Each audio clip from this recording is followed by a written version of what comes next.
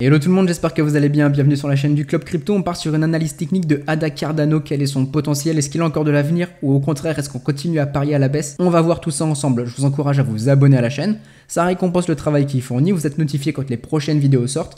D'ailleurs la dernière vidéo en date, elle date d'avant-hier, c'est sur EGLD, allez la voir si vous possédez des EGLD, c'est essentiel pour voir ce qui se passe sur le token actuellement.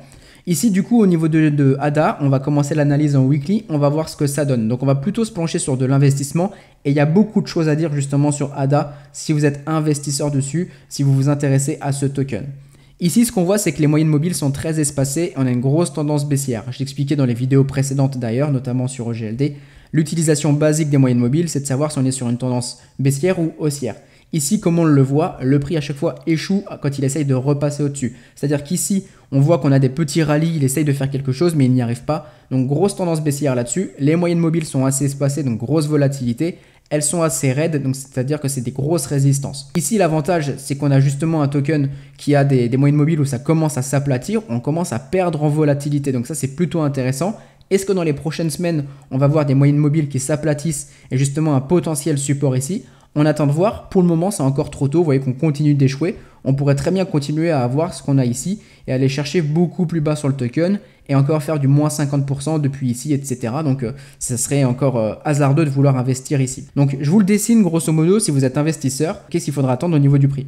Il faudra attendre des moyennes mobiles qui commencent vraiment à s'aplatir pour montrer qu'on commence à poser un bottom. Il faudrait que le prix, lui, vienne ici justement, pose un bottom et puisse ici faire de l'accumulation pendant plusieurs semaines, plusieurs mois. Ça serait intéressant parce que c'est là où les investisseurs avec les gros portefeuilles se positionnent. C'est là où les retail justement ne se positionnent pas. Donc vous avez tout intérêt vous à agir comme les gros portefeuilles et pas comme les retail. Donc ça c'est ce que vous pourriez attendre. Des moyennes mobiles qui s'aplatissent, un prix qui vient à consolider ici. Faire des petites structures en W par exemple, ça serait intéressant. Si vous attendez plus de confirmation, dans ce cas-là, vous pouvez attendre justement que le prix vienne cross au-dessus des moyennes mobiles, donc faire ce qu'il n'a pas réussi à faire ici.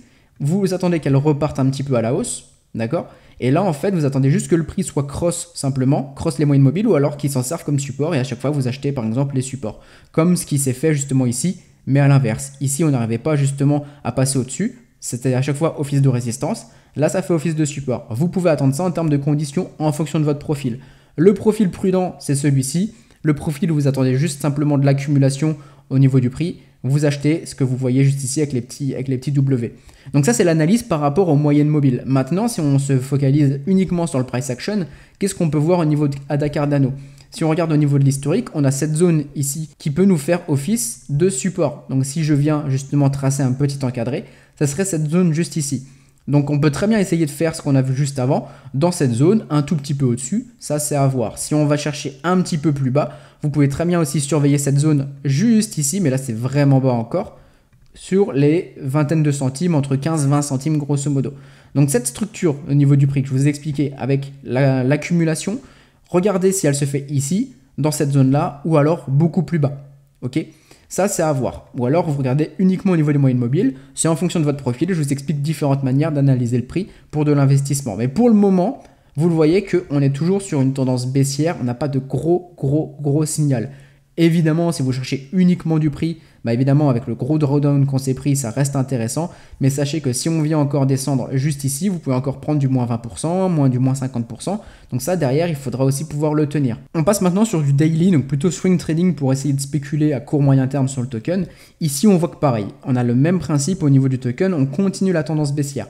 On voit par contre que le prix est très éloigné des moyennes mobiles, ce qui fait qu'on pourrait très bien avoir un petit pump pour essayer de repasser au-dessus et potentiellement peut-être à nouveau échouer comme on a eu juste ici. Vous voyez les moyennes mobiles, le prix très écarté, très éloigné des moyennes mobiles. On tente à nouveau de revenir avec des bougies assez vertes, assez brutales à la hausse. On pourrait très bien tenter d'avoir la même chose ici et échouer à nouveau sur une de ces moyennes mobiles et continuer la baisse. Donc ici, si vous cherchez du long, si vous êtes très agressif, pourquoi pas essayer de tenter un rebond. Donc si par contre vous cherchez des shorts, vous pouvez très bien tenter de reprendre des shorts si jamais on retourne à nouveau sur ces moyennes mobiles. Pour du long, on voit aussi au niveau du MACD qu'on n'a pas grand chose, on n'a aucune divergence haussière ici, donc pour le moment ça manque de conditions. Le RSI pourrait nous amener justement une raison supplémentaire d'imaginer qu'on pourrait avoir un petit rebond. Il est en survente ici, ça veut dire qu'il est survendu, ça ne veut pas dire qu'on va forcément repump derrière, mais ça veut dire que le prix pourrait très bien réintégrer justement cette zone rouge du RSI et revenir justement donner un petit coup de momentum aussi au token et revenir à nouveau sur ces zones-là. Si maintenant on fait abstraction justement des indicateurs comme les moyennes mobiles et comme le RSI, on peut très bien tracer un Fibo sur ce niveau baissier et se dire que où sont les prochaines zones de prise de profit si jamais on commence à avoir ici une structure qui se montre par exemple sur le prix ou un bottom, se dire ok je peux rentrer en longue, pour le moment on manque encore de conditions en daily. On pourrait très bien avoir cette zone, les 0,382, on voit d'ailleurs que ça fait office de résistance avec le prix juste ici. Donc plutôt prise de profit vers les 41 centimes, 42 centimes. On pourrait avoir cette zone aussi sur laquelle on pourrait à nouveau prendre des profits. Et vraiment les derniers profits seraient à prendre vraiment dans cette zone juste ici entre les 0,618 et les 0,786. Donc c'est-à-dire entre les 45 centimes et les 48 centimes.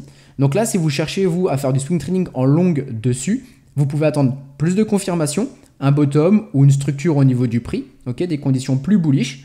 Et attendre derrière justement, et enfin prendre des profits pardon, plutôt sur ces niveaux de prix que je vous ai mentionnés juste ici. Donc c'est encore un peu early justement sur le token, mais il y a quand même potentiellement des choses à faire. Donc c'est un token qui est à surveiller. Si vous avez des questions, posez-les en commentaire ou simplement une remarque sur le token, allez-y, je vous répondrai avec grand plaisir. Et sinon vous pouvez rejoindre le Discord, le lien est dans la description, c'est totalement gratuit. Là aussi vous pouvez venir poser vos questions.